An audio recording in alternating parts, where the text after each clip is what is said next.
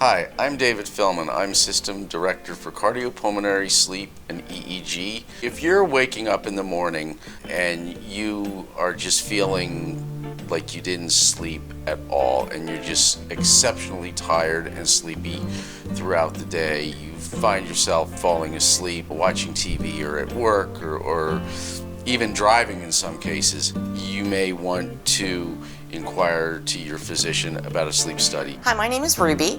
I've actually done 3 studies here.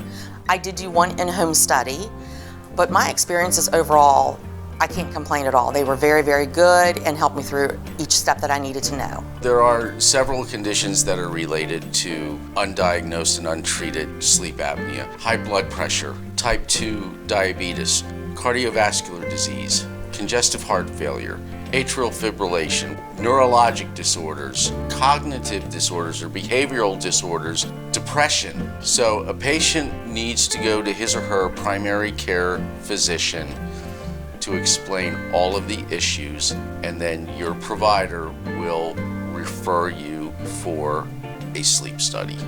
So I'll be honest, at first I was very, very anxious about my first sleep study. And then once I got here, everybody made me feel so comfortable, and they just made you feel at home.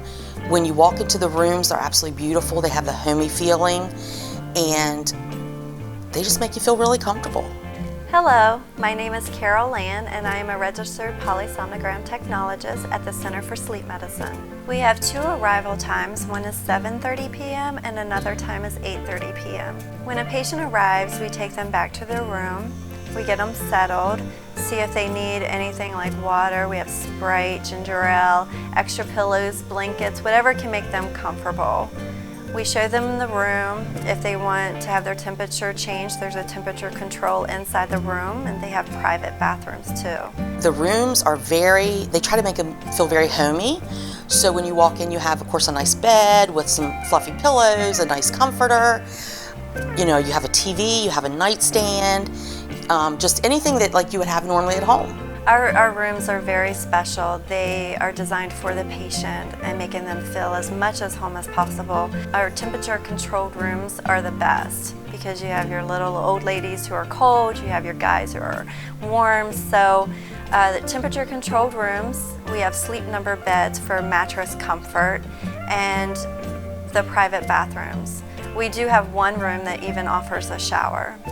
So after I explain the procedure, I will leave the room while the patient prepares for this study. Each room has personal hygiene items that the patient can brush their teeth, get ready for bed, be in their pajamas, whatever makes them comfortable. The one thing that really helped me feel comfortable was they encourage you to bring some personal items, like maybe your personal blanket, your personal pillow.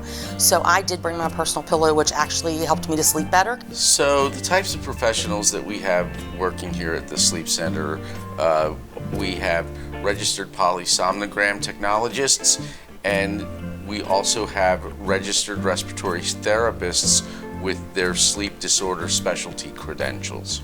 Oh my goodness, the staff here is absolutely wonderful.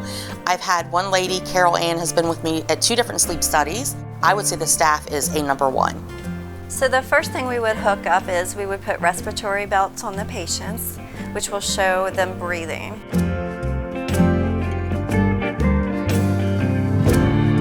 Then we would put on some leg wires, and the leg wires monitor if they have excessive leg movements during the night.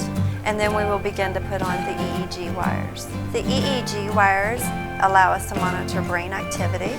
It allows us to see what stages of sleep the patients are going into, stages 1, 2, 3, and REM. We also use EKG to monitor their heart rate throughout the night.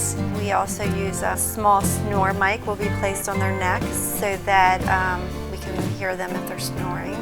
After everything's been put on, if a patient is here for CPAP titration, we will go ahead at that point and put their mask on. If a patient is what we call a split night, which is they start without CPAP, and then once they've proven they need it, we will go in and put the patient on CPAP. So one thing about the CPAP mask it's to me the most important part of a patient's study. If they are not comfortable with their mask, they're not going to wear their CPAP. So what we do here at our sleep center is we give several different options. So once we leave the room, we allow the patients to rest comfortably. They are allowed to read a book, watch TV. We have moms that like to call their children, whatever can make them at ease so they'll go to sleep comfortably. They have until 10 p.m. At 10 p.m. we do lights out, and that's when we want them to focus on sleeping. So about 10 minutes before bedtime, we walk in and we'll make sure the patients are ready for bed. We get them comfortable. We come back into the control center and we will start their study. We do lights out. If a patient needs us, all they have to do is talk. We have a speaker in the room and we can hear them and they can hear us instead of having to reach for a button. They were very, very in-depth with everything, and they went step by step what I needed to do to come in and then what I needed to do afterwards. Very knowledgeable on what they do. So this is a good example of a study, and what we're doing here, this is Rem Sleep, and the wires that we put on the patient's eyes is first up here. It lets us see if they're awake, asleep. As you can tell with the way the eyes are moving here, it's showing REM. And then there is the brain waves, the EEG, that shows us the brain activity, and it will let us know stages of sleep, 1, 2, 3 in REM. And this is a good example of REM sleep. You can see the eyes kind of rolling. Leg movements, if the patient's having a leg movement, this will get thick. And right now it's just very steady and calm. EKG, we watch their heart throughout the entire night to see if they're having anything like PVCs. So then you have, this actually shows CPAP flow. You can see the patient breathing very well. And then we have the chest belt, and the abdominal belt that we had put on the patient goes through here. And then we keep track of their oxygen throughout the night, which also shows up here in the corner. So this patient's actually on 16 centimeters of CPAP. Their oxygen's at 90% and their heart rate's 52 beats per minute. They're actually on their left side. We keep track of all of that. But normally they're done at 5 a.m. We wake them up, we do their vitals, see if they need anything to drink, how they're feeling, and we just take everything off and let them get prepared to go home. My name is Carol Land, and as part of WVU Medicine, your health is our goal.